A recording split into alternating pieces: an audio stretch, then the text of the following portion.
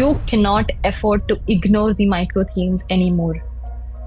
Everybody knows to read the standard books. Everybody knows that they need to do PYQ analysis, but how to do it, that's what nobody tells you. And this is exactly how to do it. UPSC has been asking more questions from this particular topic of this particular subject, which is from here you can see that fundamental rights, DPSPs, and fundamental duties carries a lot of weightage in comparison to the Delimitation Commission or landmark amendments. Right? 25 questions have been asked from the fundamental rights, DPSPs, and fundamental duties. So I give more priority, more attention, and more time in covering this particular topic. And in my fourth attempt, I scored 30 marks above. So something different that I did in my fourth attempt. And that's exactly what I'm going to tell you now. It's all about analyzing the micro themes. And here's why you cannot afford to ignore the micro themes. Now, UPSC always asks 1 or 2 steps ahead, right? It always goes 1 or 2 steps ahead. It's not generally what we study in our standard books, right? There is something extra that needs to be done. And that is exactly what I'm going to talk here. You need to summarize and make your notes of emergency in such a manner as, like, for example, this. In a tabular format, I have written all the parameters here, the national emergency 352 article number, President's Rule article 356, and financial emergency article 360. Now I have the entire chapter on a table. So now if I have to put in my efforts to study art and culture, I will not sit with the entire standard book and go cover to cover. What I will be doing is I will be just focusing on these many micro themes that has been repeated. Then, with reference to Indian history, who among the following is a future Buddha? What are these options? These are bodhisattvas, types of bodhisattvas. So if I would have researched well in 2016, I could have easily answered 2018 question. This video is for everyone who struggles with the prelim stage of UPSC or who finds prelim stage to be very, very difficult. Hello everyone, I'm Sri Lakshmi. I've cleared UPSC CSE 2023. And I've cleared the UPSC CSE prelims of 2023 with 30 marks above the cutoff. And I'm here to tell you how to do this. So this is a brief overview about me. I've given 4 attempts. The first 3 prelims, I could not clear the cutoff. And in my 4th attempt, I scored 30 marks above. So something different that I did in my 4th attempt. And that's exactly what I'm going to tell you now. It's all about analyzing the micro themes. And here's why you cannot afford to ignore the micro themes. So this particular table, which you can see on the screen, you can see here that year-wise segregation of subjects like history, 2023, 14 questions have been asked, geography 16, polity 15, economy 14, science and technology 12, environment 14, and current affairs 15. So on an average, questions from static is around 59, right? And average marks weightage is 118. All right. So what does this show?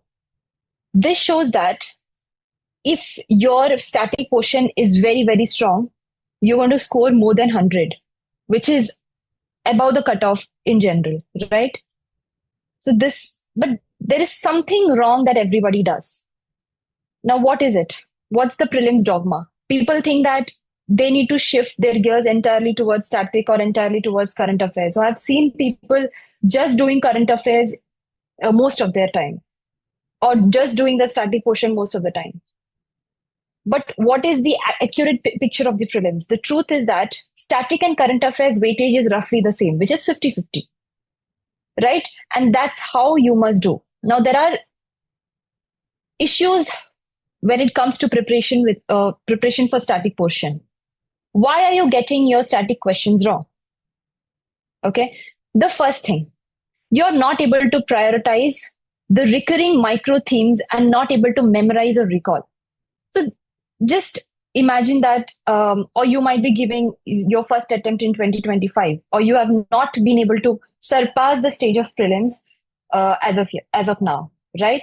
So what could be the 4 major issues? First thing would be that your sources are, the questions which have come in the exam, your sources does not cover those questions, right? Your sources are not adequate enough to cover the content. Second could be that you have the sources, but there was some issue with analyzing the micro themes, prioritizing the micro themes, right? Third one could be recalling issue with revision, right? And the fourth one could be you have everything sorted, like the sources are sorted, you have sorted the micro themes, you have prioritized the micro themes and studied accordingly. You could recall well, but there was issue with implementation, right? That means you have done some silly mistakes in the exams and you got the question wrong. Okay, so I will be exactly telling you the second and the third basically. So, how to do the recalling one and how to analyze and go in depth. Now, UPSC always asks 1 or 2 steps ahead, right? It always goes 1 or 2 steps ahead. It's not generally what we study in our standard books, right? There is something extra that needs to be done. And that is exactly what I'm going to talk here. That's prioritizing the recurring micro themes, right? So the first one, as I mentioned, not able to prioritize the micro themes and not able to memorize or recall. Second is the questions are beyond the standard reference books. Okay, and you don't have adequate notes that is required to a level of depth or dimensions that is required, that it doesn't cover that, right? So that is why generally people get their static questions wrong. Now this particular graph,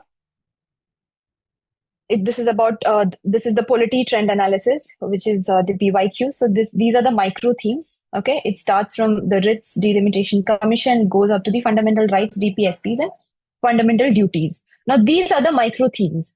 Okay, now when I sit with my standard book, that is Lakshmikant, I read every chapter. I just go on reading every chapter, right? That's what we generally do in our first or second attempt, where we do not know exactly what to do. We just scroll through the entire chapter, we studied, we give equal importance to everything.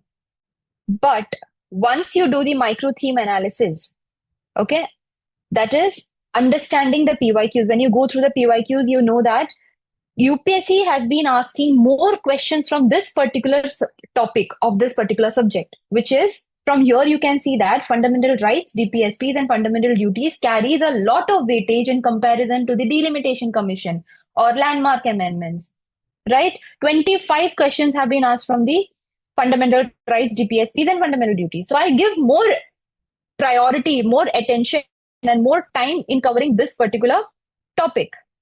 Second important is the political theory, which is not directly given in the syllabus. So you need that level of PYQ analysis and depth to realize that political theory is a very important micro theme. Okay, 20 plus questions have been asked. Next, judiciary is an important theme. Constitutional and non-constitutional bodies are important themes. Parliamentary procedures are important themes. Local self-government is an important theme. So these themes are more important in comparison to the starting themes like writs, delimitation commission. It's not that I'm not going to cover them, just that I'm going to divide my time in such a way that I'll put more time in fundamental rights and all political theory, all these micro themes. Okay, and I'll make my notes accordingly, in which I can recall well. Now, after identifying the micro theme, the next issue which comes is recalling. So I'll prepare my notes, I'll revise in a manner in which I'll be able to answer those questions. Okay, I think it's clear till this, identifying the micro themes. Okay, first of all, getting your standard books correct, getting your sources correct. Second is identifying the micro themes, because you need to be ahead of UPSC in order to answer the questions that come from UPSC, right? That is identifying the micro themes, analyzing the micro themes. Okay, it's clear till here, right? Now, the next one is, now, it might be a familiar topic, okay? Question that has come, it might be a familiar topic. It could be from the core book, yet you're unable to answer. Why? Because you're not thorough with it. You're reading the books from cover to cover. As I mentioned earlier, multiple times you have done revision, but you are not thorough with the micro themes. You need to diligently focus on the micro themes. Get your notes in the right format and ensure you do not miss any questions from these. Right? Next. Now look at these two questions from UPSC. Both of these questions are from the emergency chapter. Okay. Now, as an aspirant, in my initial stages, I had done emergency. I have read emergency chapter twice or thrice. But there might be a situation where I'm not able to answer these questions. Why? Because it could be I could not recall the exact point from the book. I just read it, I revised it, but I could not recall. right? So this is how generally UPSC asks, and this is where people get stuck. Now, for you to able to answer these questions, you need to summarize and make your notes of emergency in such a manner as, like, for example, this in a tabular format. I have written all the parameters here: the national emergency 352 article number, president's rule article 356, and financial emergency article 360. Now I have the entire chapter on a table. Now this makes my revision much easier, and it makes my recalling much easier. So the third issue which generally the aspirants face during answering of static questions, that is solved here when you have such kind of notes, right? So these are known as flash notes. Now flash notes, you need to have flash notes for almost every topic, like constitution basics. There is a flash note here. Parliamentary committees, you can make a table. For president, governor, you can make a table. You can make tables for the state government and the union government. So for almost every chapter you can have a flash note, and this makes the revision much easier, right? So these flash notes actually it's freely available, and you can find it in the description. Now, next, identifying the different dimensions, doing the depth analysis here. Now, here there are three levels that you need to prepare for prelims. Level 1 is identifying the micro themes. So there are 24 micro themes under polity. So you have identified this particular question has come from this particular micro theme. Level 2, within those micro themes, what is the nature of question that becomes important? Now, I have shown you that fundamental rights, fundamental duties, and DPSPs, most of the questions from polity has come from this particular micro theme. Now, what in fundamental duties, what in fundamental rights, where should I put more focus under these? Right? The nature of question that has come. I just cannot read fundamental rights and then assume that I'll be able to answer the question. Right? Now, fundamental rights, you can see here in the level 2, position of various rights, like right to privacy, under which article does it come, right to property, which article does it come, right to vote, right to education, which article does it come. So the position of these rights is more important. These are the focus area. Okay, Article 25 onwards, not much questions have come. So I don't have to prioritize or give more time to this part of the fundamental rights. I have to dedicate most of my time in the first part of the fundamental rights. Okay, this is level 2. Level 1 is identifying micro themes. Level 2 is within those micro themes, what is the kind of questions that is important? Where should I focus more on? Now level 3. Now you know that in prelims, there are 4 options that is given. Okay, one of the option is the right option, and the other 3 options are wrong options. Now, out of those 3 wrong options, you can actually predict that UPSC could ask a question in the future. I understand this fact that if UPSC has given a keyword in the question paper, that is very important, which means that UPSC has put a thought behind putting that keyword in the question paper, right? So it is an important keyword that could be asked as a probable question in the future. So you need to explore the other 3 wrong options as well, right? I'll show you examples in the next slides. Okay, so now I've given you a general and a brief idea how to go about it. Now I'll be actually giving you examples. I'll be taking you through the PYQs of prelims and mapping them with the recurring micro themes. Okay, now. Here, as I mentioned earlier, level 1, identifying micro theme, level 2, nature of question, and level 3, option exploration. Now, this is what we are going to do in the upcoming slides. Now, art and culture is an important subject which people generally ignore, because art and culture seems to be a very boring subject for many, right? People generally tend to ignore, but there are 141 questions that have been asked till date. Okay, so how to make art and culture a little more interesting and little more, how to increase the ROI? Return on investment, how to do that. Now, looking at this graph, now I know that Buddhism and Jainism is a very important micro theme. Second important micro theme is paintings, dance, music, festivals. Next is architecture, and then I have literature, then historical terms. So now, if I have to put in my efforts to study art and culture, I will not sit with the entire standard book and go cover to cover. What I will be doing is I will be just focusing on these many micro themes that has been repeated over the time, okay, over the years. So now I know that Buddhism and Jainism architecture, these are very important themes. Now let's look at the architecture and sculpture as a micro theme. What are the kind of questions that have been asked and what can you deduce from these questions? Now, so micro theme is architecture and sculpture. Now, let's go to the first question. The Nagara, Dravida, and Vesara are what? This is the question. 4 options have been given, right? Now, I know that Nagara, Dravida, and Vesara are main styles of Indian temple architecture, right? So, my level 1 is identifying the sub theme of the micro theme, which is the temple architecture. I've analyzed temple architecture. It has not been directly given in the syllabus, but now when I looked at the PYQ, I identified that temple architecture is an important theme according to UPSC. Identified level 2, different types of temple architecture. Now, Nagara, Dravida, Vesara. Now, now in this particular question only, they have mentioned these styles. In the next year or the coming years, there could be a probable question on Nagara style alone, or the features of Nagara style, or Dravida style, or Vesara style, right? So I need to go in depth now. I need to go to my standard book. I need to read in detail about the Nagara style, the Dravida style, and the Vesara style. What are the features? What are the important things? Who was the king who patronized these styles?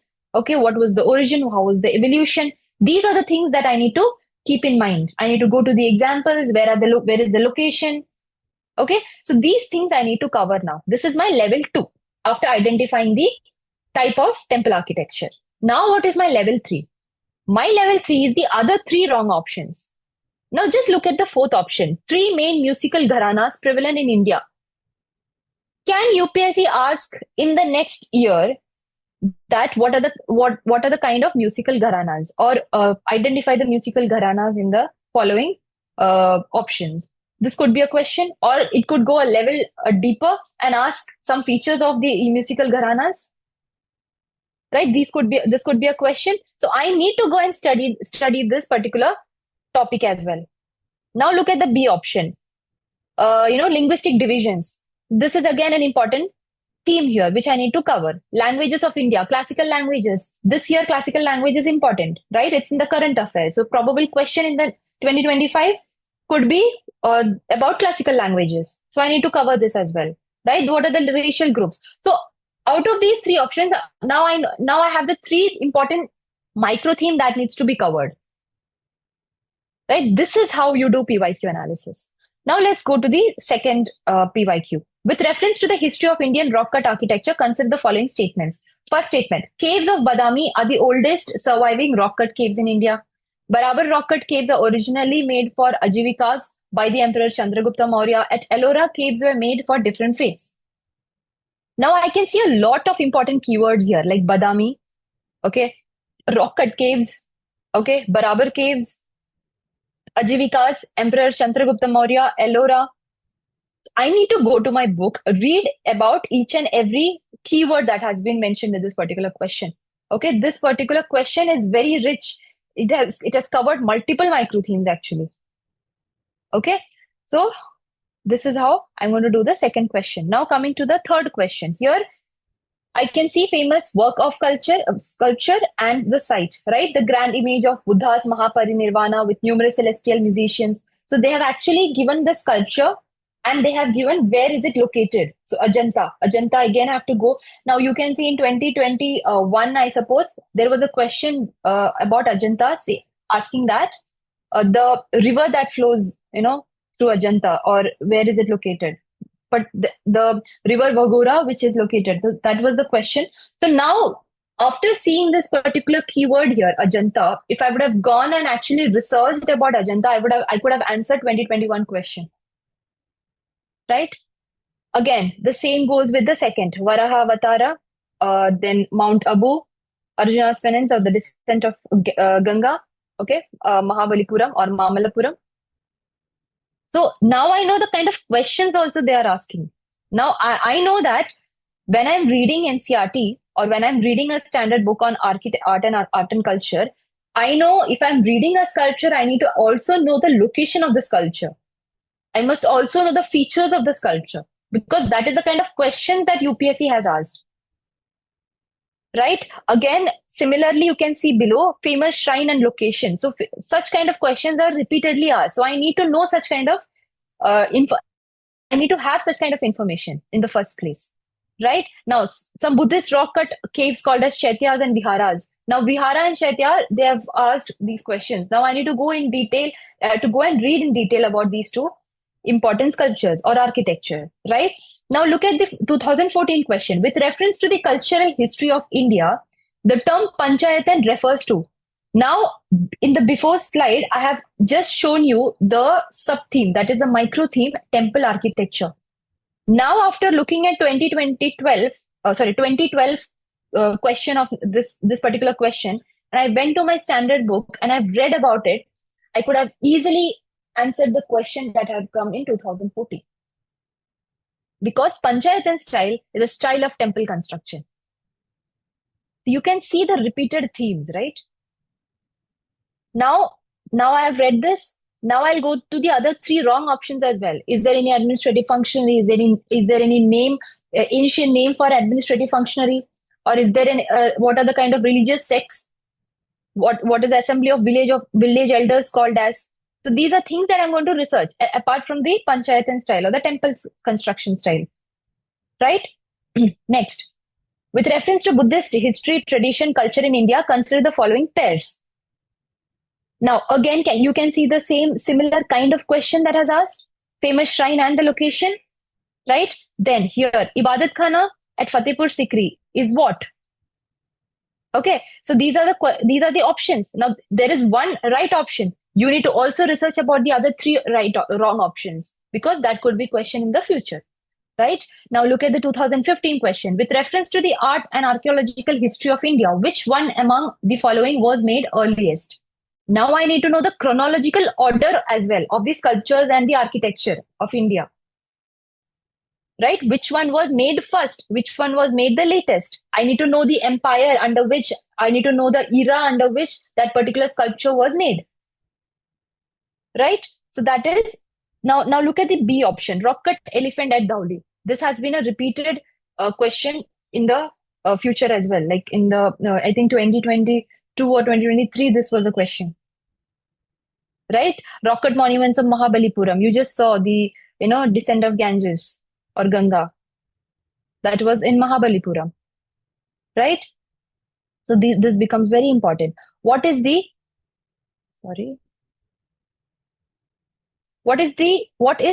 common to the two historical places, Ajanta and Mahabalipuram? Now, Mahabalipuram, again, you can see 2014 to 2015 it was asked. Okay.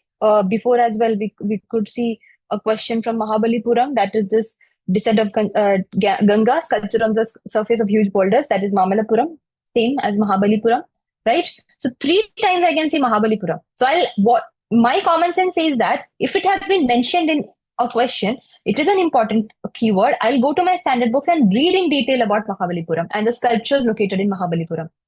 Okay, which era was it built? Which time period it was built? Who was the ruling, dynasty during that period? All this information I have. Okay, so Ajanta and Mahabalipuram, comparison, similarities, that is what is being asked here. So when I read about Ajanta, when I read about Ellora, when I read about Mahabalipuram, now I know that I need to also try to draw some connection between these three. Or similarly, I'm just giving an example. Similarly, I need to keep drawing connections. Okay, I need to have a broader picture in my mind because that's a kind of question that has been asked. Okay. Now, which of the following is or are famous for sun temples? Now, I know sun temples are important. Okay. So this is another important. I'll now go and read about sun temples. I'll go and read what are the different types of sun temples in India. Where is it located? Okay, that could be a probable question. Right? Now, if there is any wrong option in this particular, okay, in this 3 particular options, now what is that? Now, one of them is not a sun temple. Then what is it? What kind of temple is it? I'll go and read about that as well. Right? Next, with reference to cultural history of India, consider the following statements. White marble See, now again, I'm just showing you one micro theme, that is architecture and sculpture. We have not moved on to any other micro theme. So many questions have already been asked under this micro theme, which makes it the most important micro theme, right? With reference to the cultural history, white marble was used in making of Buland Darwaza and Kanka of Fatehpur Sikri. Second is red sandstone. So I need to know the material of architecture during the ancient and the medieval period, right? That is an important theme which I can take out from this particular question, right? Which one of the following statement is correct? Ajanta caves. Again, I just showed you that, Ajanta caves have already been asked. 2021 question was, it lie on the gorge of Waghora River. This was the right option, right? Sanchi Stupa, Chambal River. So all these things I need to know. Pandulena Cave or Amravati Stupa. I need to go and read about these wrong options as well, right? In which of the following relief sculpture inscription is Rani Ashoka? The Ashoka is a very important micro theme of art and culture. I need to go and read in detail about all the important sculptures during his era, right? So I need to go and read about the sculptures, inscriptions. Ashoka's inscriptions are very important. I need to go and read about everyone, everything, right? With reference to Chaucer Yogini Temple situated. So this is again a type of architecture and sculpture. Now they've asked, this was a different one. Okay. Now again, the options, the kind of options like only circular temple built in India. This alone is enough to remove the options and come to the right option. But again, a kind of architecture and sculpture question. Now moving on to 2021, historical plays and well known for. So this kind of questions, especially in art and culture, is a very repeated format of framing of question, right? So I need to have this kind of an idea while studying. I need to have this kind of framework while going through the chapters, right? Now, another important micro theme is literature and language. Here now I know classical languages have been asked. Now, classical languages is in news, right? 2025, there is a very high chance of this particular question getting repeated or a similar kind of question getting being asked, right? So this is an important one. Second, again, language status, classical language, 2 times it has been asked, 2014, 2015. So it's a repeated one, right? Which one of the following books of ancient India has a love story of the sun? So again, kind of stories, works, literatures, who wrote it, what was the theme of it, everything becomes important. Now, one of them is the correct option, which is B, right? But other 3 options and their authors, their theme, which dynasty, which time period, everything becomes important. Okay, who wrote Meghdut, who wrote Ratnavali, who wrote Sapna Vasavadatta, all this becomes very important. So I need to go and read about him. Read about it. Now, 2020 question. With reference to the scholars of ancient India, consider the following statement. Panini, associated with Pushyamitra. So here what comes to my mind is that now when I go and study about a particular king, a particular dynasty, I need to also look at the kind of people who were there in the court. Like who were the authors present, who were the painters present, who were the important personalities who were present in that particular kings in that particular dynasty, right? So because they have asked the connection, who was present or who was associated with a particular king, right? Which scholar like Panini, Amara Simha, or Kalidasa. So I need to know that kind of linkage as well. Okay. Now, if just go through these questions and you will know that. So here again, Kautilya's Arthashastra has been asked, right? You need to have a basic idea about what Arthashastra talks about. Now, again here, the historical person and what was he known for? Like Aryadeva, was he a Jaina scholar, or Dignaga, was he a Buddhist scholar? So you need to know about that as well, right? So work, authors, scholars, which dynasty did they belong to, which time period did they belong to, all this becomes important theme in literature and language, right? Again, Buddhism and Jainism, very, very important theme, right? Lord Buddha's image, which was Bhumi Sparsha Mudra. What does it actually mean? So one of them is the right option. Now there will be wrong options as well. Now you need to go and check out, is there any sculpture which actually, gives out something like that? Like, is there any sculpture which has this particular mudra? or a particular description of that sculpture, right? Then going to Nirvana. What is Nirvana in Buddhism? Is there anything similar in Jainism as well? You need to go and check out that as well, right? Which of the following kingdoms were associated with life of Buddha? This, I think this has been a repeated question. Two times this particular question was asked, like 2014 and 2015, right? Same exact question without any change, right? So you need to know where all did Buddha visit. Then next is again Bodhisattva. That concept becomes important. Hinayana sect of Buddhism, Mahayana sect of Buddhism, all this becomes important. Okay, what are the different kinds of bodhisattvas? Okay, is there any special bodhisattva? Okay, then with reference to religious history of India, these kind of sect has been asked. Sect of Jainism, sect of Buddhism is important. After looking at this PYQ, I have understood that, right? Then with reference to Indian history, who among the following is a future Buddha? Okay, again, these are the bodhisattvas. Now, if I would have gone through the 2016 question, if I would have went back home, researched about it, went in detail about it. So these are the options. What are these options? These are bodhisattvas, types of bodhisattvas, right?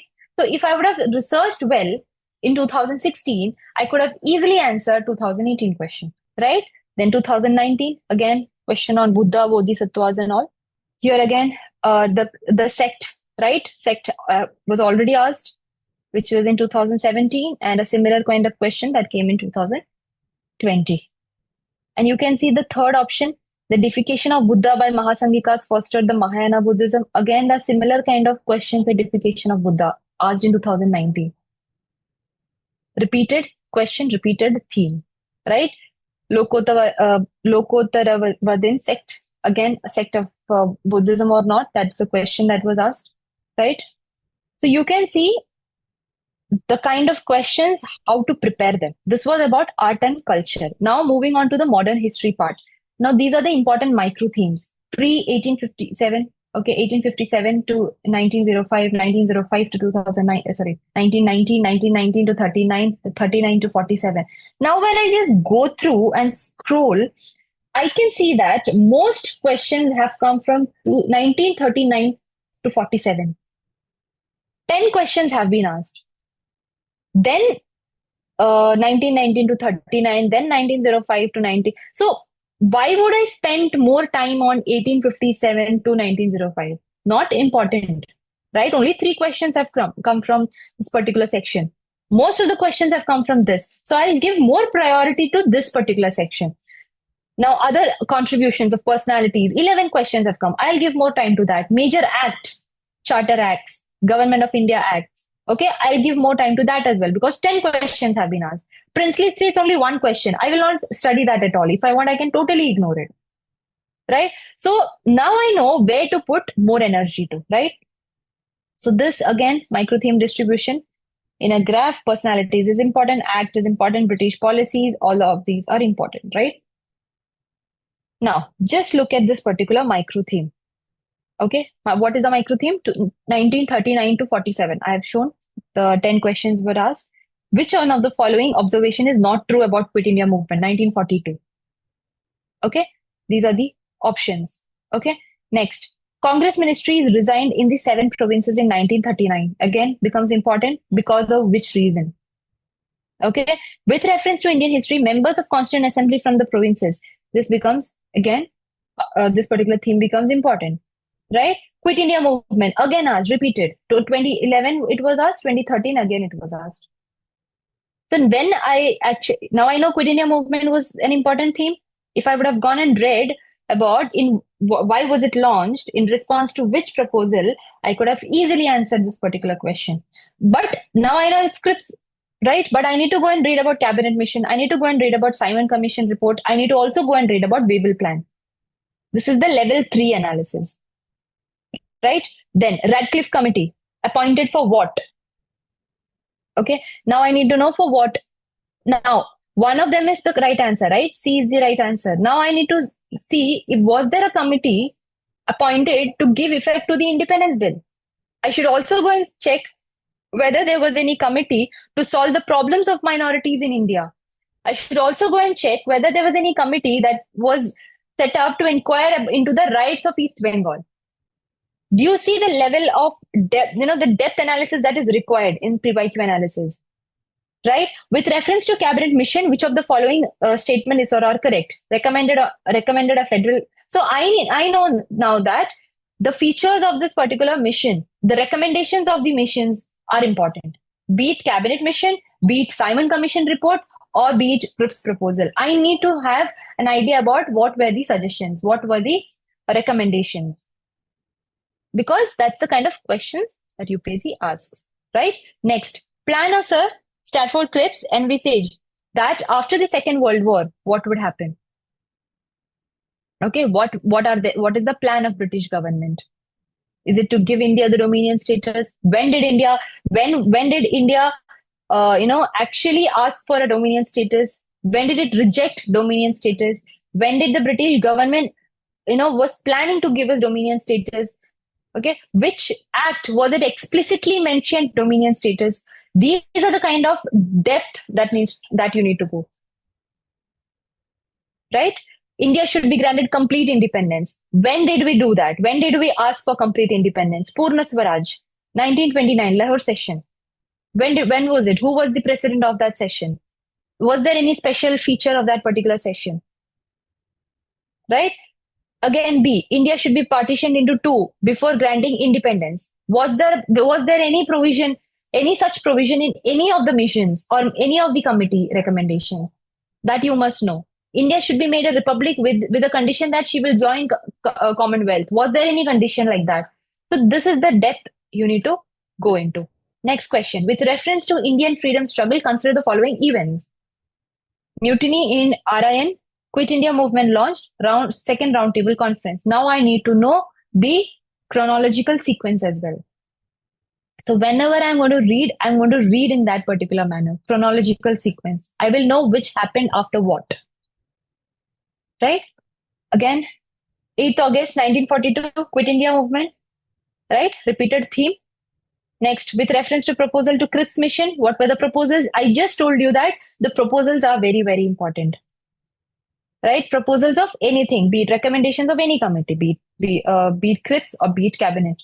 Right? I need to know. If I would have studied in that manner, 2022 question, this particular question would have become very easy for me. This is about modern history. The next micro theme, important one is personalities and their contributions. Now I know this is about Mahatma Gandhi. This is about Usha Mehta, right? This is about Dadabhai Naoroji. This is about Lala Lajpat Rai. Here there are multiple personalities: Motilal Nehru, Bipin Chandrapal, Aurobindo Ghosh, Lala Lajpat Rai. Okay, their works are important here, right? Swami Dayanand Saraswati, Arya Samaj, Deenbandhu Mitra, Neel Darpan. So these particular works and personalities becomes very, very important. Could be repeated as it is, or you will actually, when you read your subject, when you read your standard book, you will have to actually go in depth and understand the personalities, their contributions. Is there any organizations that were set up? Is there any important works they have written? Right? 2020 question again, with reference to the book Deshar Khatar, written by Sakharam Ganesh Dviskar during the freedom struggle. Consider the following statements. So they have actually asked about the work of a particular personality, right? Again, 2020, there was a question on Vital Vidwanchak, right? Then, with reference to Madanapalli of Andhra Pradesh, which of the following statement is correct? Now, Pingali. Now, I don't know the right answer. It could be C, it could be B, it could be A, it could be D. But there are 3 wrong options. I need to go and research about that as well. Okay, I need to go and check about Rabindranath Tagore. What were his contributions apart from this particular translation which he had done? Right? Then, again, Mohandas Karamchand Gandhi, which song from the prison. Now, I know in 2011, there was a question on Mahatma Gandhi.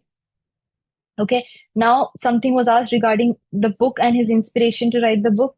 Now I know if I would have gone back, researched about all the works associated with Mohandas Karamchand Gandhi, I could have answered this question. Right? Ishwar Chandra Vidyasagar, Devendranath Tagore, Annie Besant, Sarojini Naidu. These are very, very important personalities which UPSC itself is giving you. Go study about these personalities. Right? Then, Moving on to Act. All the acts of modern history are important. Again, 1919 Act is important. 1935 Act is important. 85 Act is important. Again, 1919 repeated. Montagu-Chelmsford proposals. 1919 again repeated. Diarchy. So I need to know the Act. I need to know what were the recommendations of the Act. What were the provisions of the Act. These are the two important things that needs to be covered in this particular micro theme. Right? If I do both these two things, I am sorted. Right? Diarchy. Then Government of 1935 again repeated. Then again 1813 Charter Act. Okay, 1919 again repeated. 1935 Act. Repeated, easy, low-hanging fruits. Clear? Then, between this is world mapping. So now we are moving on to, so we have covered art and culture, we have covered modern history. Now we are going to geography. In geography, world mapping is a very, very important micro thing. Right? How do you do this? Now, UPSC PYQs, you will find a lot of places, a lot of seas, a lot of rivers, right? Lot of mountains and all. Make a list of all of them. Okay, just see what is the kind of question they're asking. Now, just look at the 2011 question. Between India and East Asia, the navigation time and distance can be greatly reduced by which of the following? Deepening the Malacca Straits between Malaysia and Indonesia, opening a new canal across the Kra Isthmus between the Gulf of Siam and Andaman Sea.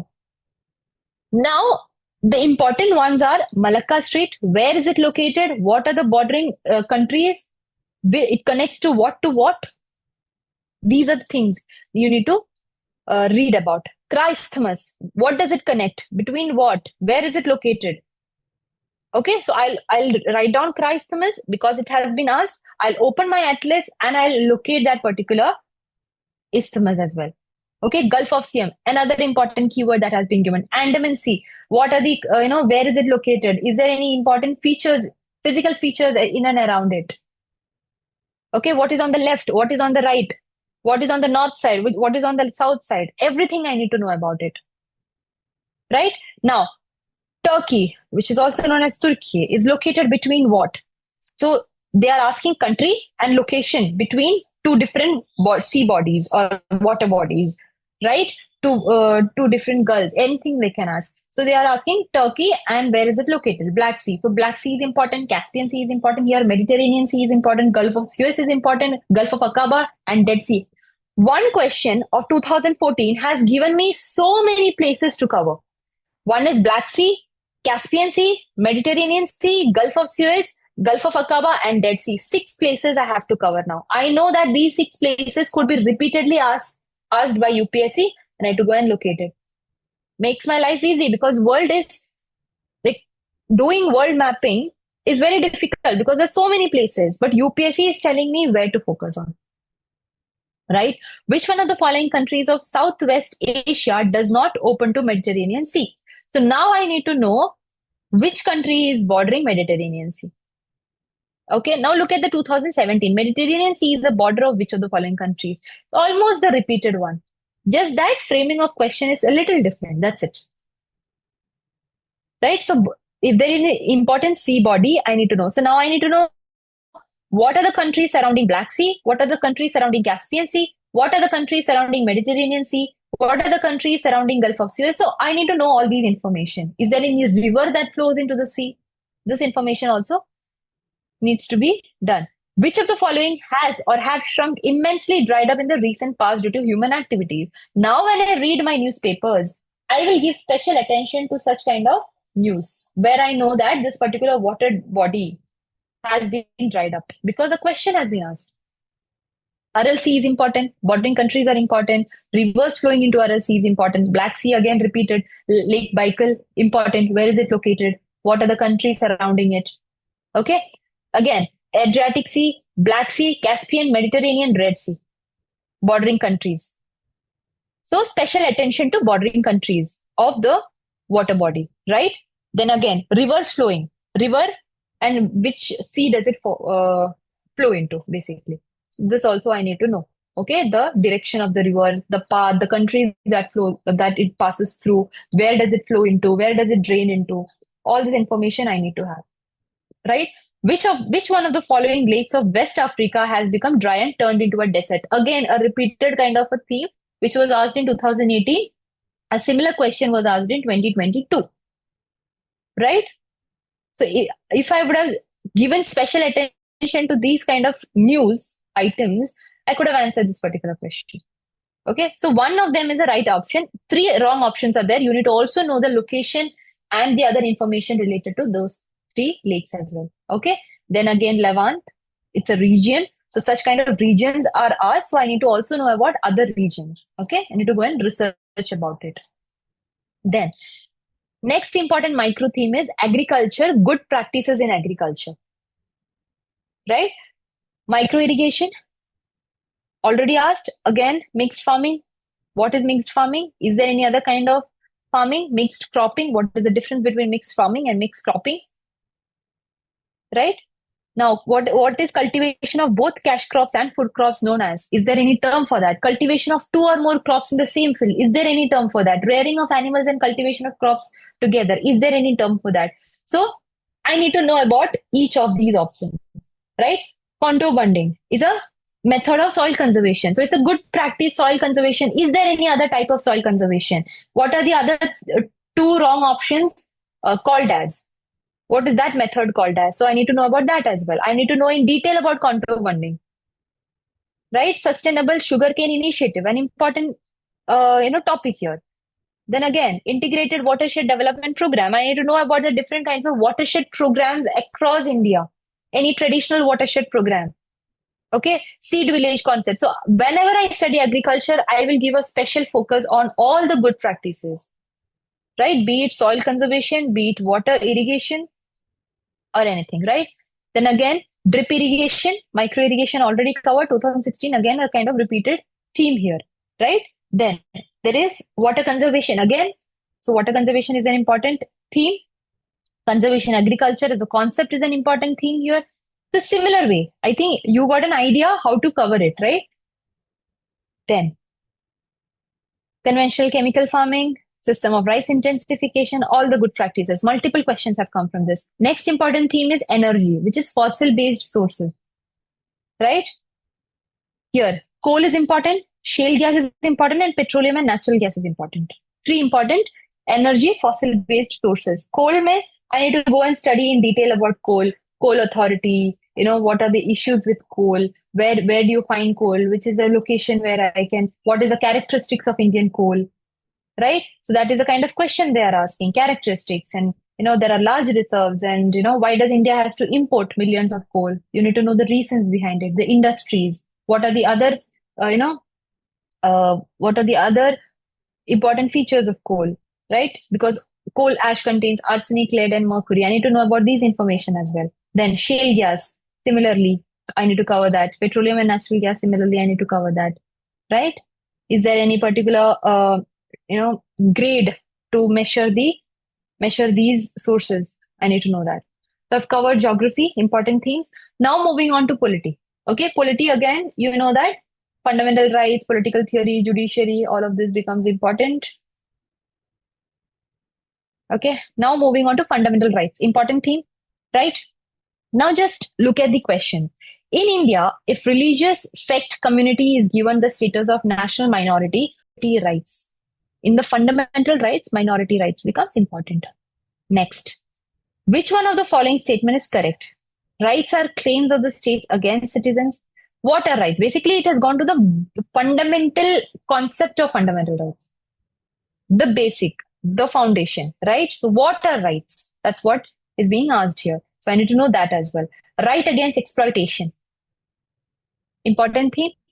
Then, here again,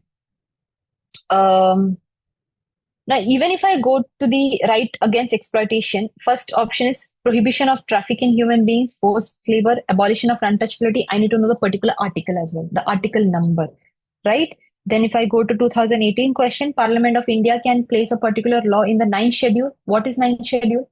Okay. When was it introduced? What is the content of ninth schedule? Right? Is there any important judgments regarding ninth schedule? All this information I need to know. Validity of a law placed in ninth schedule cannot be examined by any court and no judgment. So what is the status of judicial review in our country? All of this becomes important again. Right to privacy. It's a repeated question. Right to privacy. Again, 21, you can see 2018 it was asked, right? This becomes important. I need to know what is Article 14. Okay. Now I need to know is there what is 42nd Amendment Act? What are the amendments that were brought to Constitution due to 42nd Amendment Act? I need to know what is Article 17. What are the DPSPs? Article 21. Okay. What is Article 24? What is 44th Amendment Act? What was the amendment that was brought in 44th Amendment Act? I need to know about all of these. Which one of the following categories of fundamental rights incorporates protection against untouchability? Now, untouchability, okay, it comes under which form of discrimination? Okay, which category of fundamental right, basically? So when we study about untouchability, we study the article number and that's it. But we don't generally look at the category under which it is present. The category is right to freedom. Sorry, right to equality. Right? So category as well, they are asking now. Okay, right to privacy. Repeated, Article 21. But I need to know what is Article 29. I need to know what is Article 19. I need to know what is Article 15. Right? A legislation which confers on the executive. So they have asked a question and they have asked which particular article, freedom, fundamental right is being violated in this particular case. Right? Again, writs, they have asked, mandamus, quo warranto, they have asked, another writs also you need to cover. So now when I tell you fundamental right is a micro theme, important micro theme, but I do not know what to study in fundamental rights. So now I know what to study exactly. Okay, I need to focus more on the starting fundamental rights. Beyond 25, not many questions have been asked, but whatever articles have been mentioned in the UPSC PYQs, I need to cover them. What I need to know is I need to know which article that particular right belongs to, which category of fundamental rights that particular right belongs to. I need to know the essence of that particular right as well. Because if something is getting violated, it violates which fundamental right? I need to know this as well. I need to know the basic, what is rights? What is fundamental right? Is it a negative externality on the state? Is it an imposition on the state? Or is it, so you need to know that basic details as well, right? So this is about fundamental rights. Again, this is all about DPSPs and fundamental duties, right? I need to know the different fundamental duties because they have asked. I need to know the entire list, right? Then this is again an important micro theme. I need to know the custodian of constitution, who has the power to increase the number of judges, how many judges, what are the powers of Supreme Court, what is the jurisdiction of Supreme Court, what is the status of judicial review, or what is how to safeguard the autonomy of Supreme Court, or what is the original. So I need to know about the entire thing, basically. I need to cover the entire thing. That's what the PYQ tells me, right?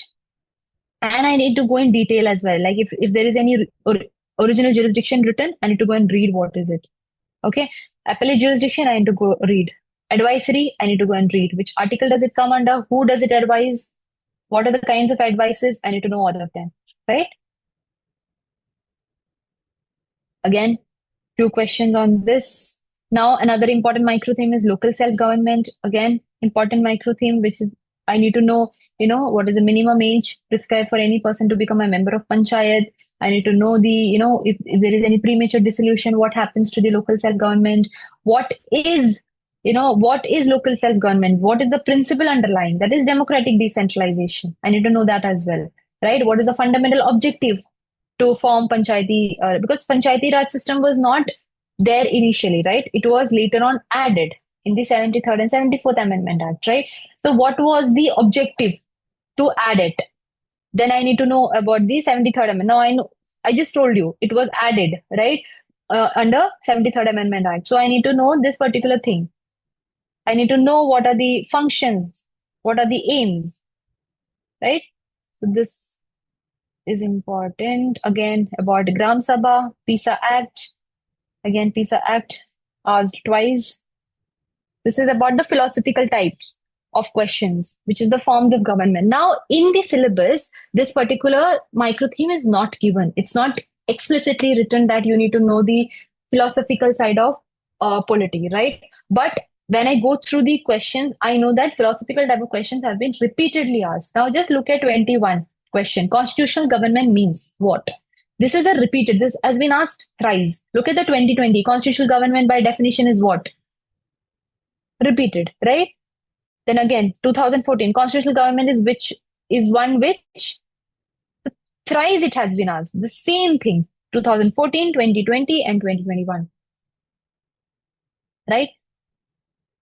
So this is it. And then there is parliamentary system of government. Because of what? So all of this I need to know. So basically the philosophical and the forms of government. Again, going to the economy subject, RBI and monetary policy is an important theme here. Then here I know that I need to read about RBI. I need to read what all comes under monetary policies, like lowering of bank rate. What does it lead to?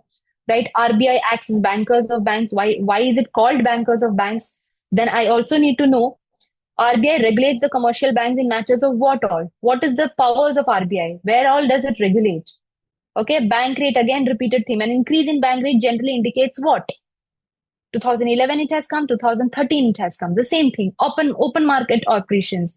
Right? I need to know about this. Marginal standing facilities. All the tools related to monetary policy, I need to have a good hold over.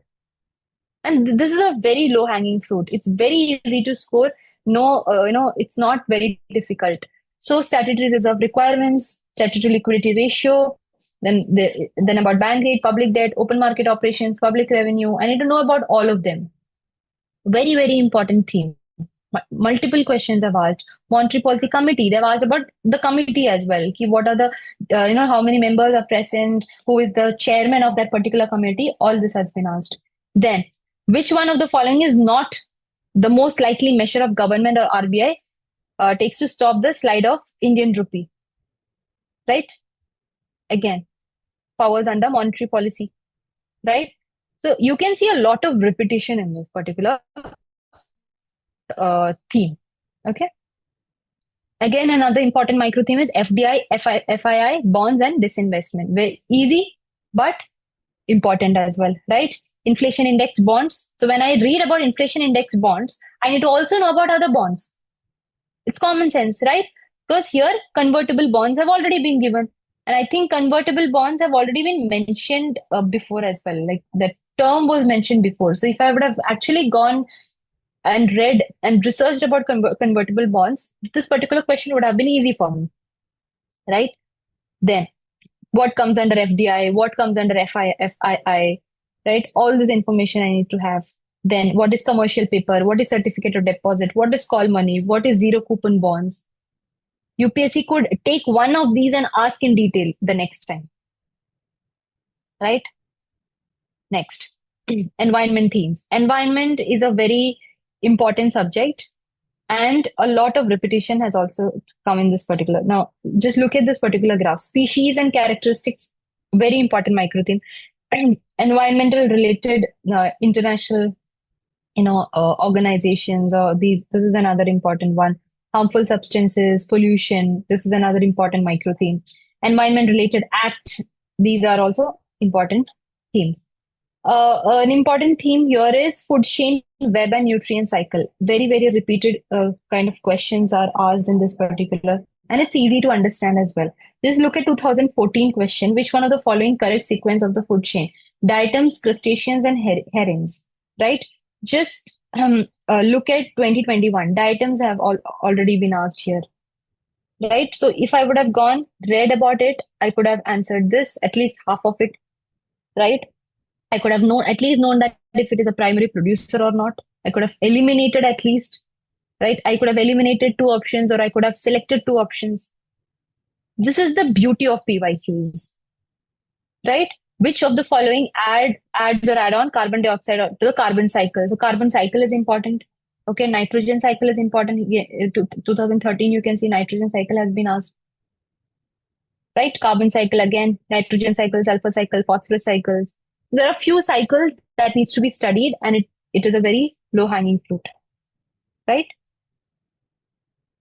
Which of the following are detrivores?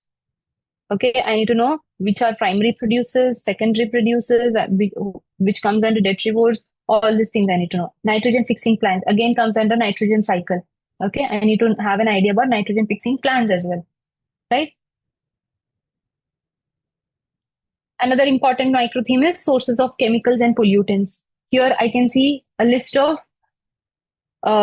important sources of important pollutants, okay, important chemicals, and I need to know the source of it. I need to trace back, right?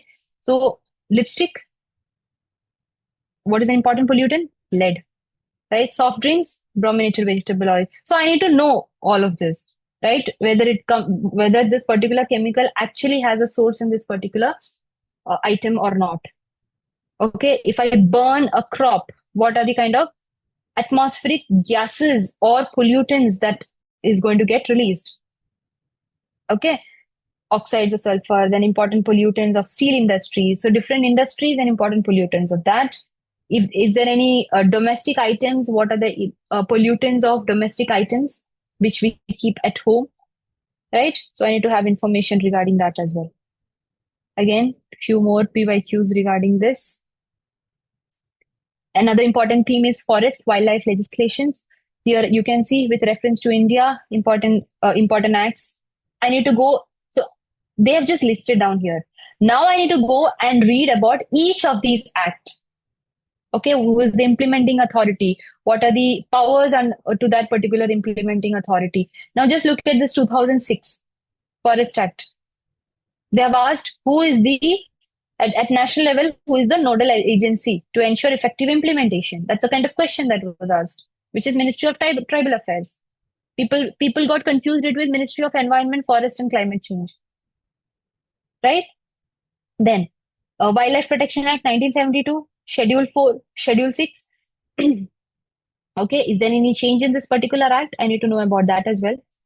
Right? With reference to Indian laws, wildlife protection, I need to know about wildlife protection, different act.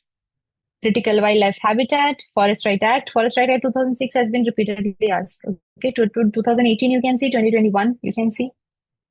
So I need to go and read in detail. Now I did PYQ analysis. I showed you how to go about PYQ analysis. What are the level 3 levels I was talking about? You need to go and read research, go in depth, right? Now, as per that, you need to create one-pager notes. Okay, I've shown you already the flash notes. These are my notes which I had made. Now I know that English factories and places control, these are important. This is an important micro theme, right? So what I did was I made a one-pager note for that, right? I know that important ancient places are generally asked by UPSC. So what I did was I mapped it. Okay, I mapped those ancient places to that particular state. Now this is again national parks. Not just the national parks, but the rivers flowing through it, the important species that we find in that particular national park, everything I have mentioned here. This is again tiger reserves. This is again the important rivers, origin, the states passing through it, the features. So this makes my revision easy. This makes my recalling easy in the examination, right? Again, similar table for the soils.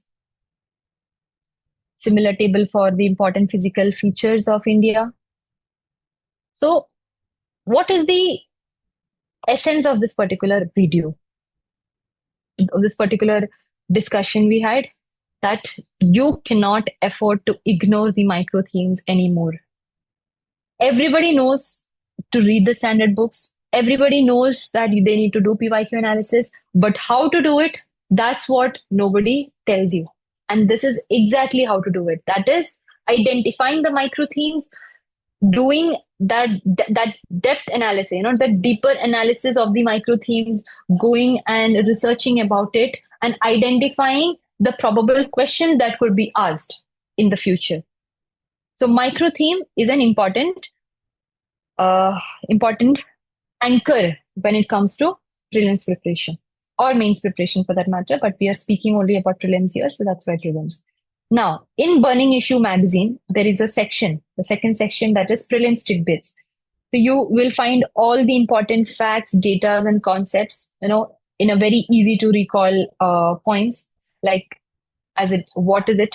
Okay, there is an issue. What is the issue? Who is it? Who is associated with this? Why is it important? How?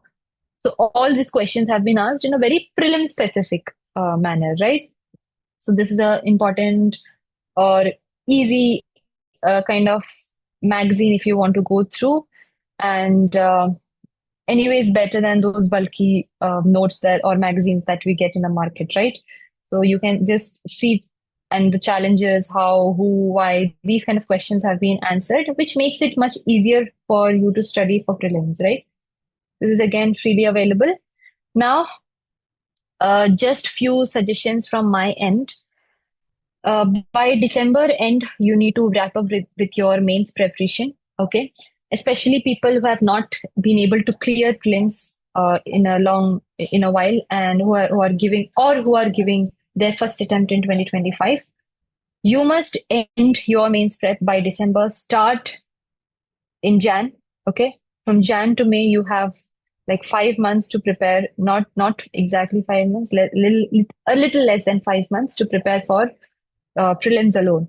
And this is exactly how you must prepare. You need to have a macro timetable, a micro timetable, macro in the sense a monthly timetable, micro in the sense a weekly and a daily timetable as to what you're going to cover, which subject you're going to cover. And when you take up any subject, first thing that you must do is identify the micro themes. Okay, go to PYQs and do the level analysis, which I was talking about. Level one is identifying the micro theme. Level two is even under that particular micro theme, what is the nature of questions that was asked? Right? What are the kind of questions that I must have in my mind? For example, in ancient history, we just saw that a linkage is asked. Like if there is a sculpture or anything, they ask which location is it located in, right? So I must know that linkage as well. So that's how I'm going to study when I look at a sculpture, right? So you need to study that accordingly. So that is level two, and level three is going through the other three wrong options as well. Okay, doing an in-depth analysis of that. So this is how you must go about it, and then you can go to your standard books, because cover to cover reading is not enough. You need to go beyond that, right? So all the flash notes and the magazines are freely available. It's there in the description. And let me know if you need more such sessions. All the best for your prelims preparation. Thank you.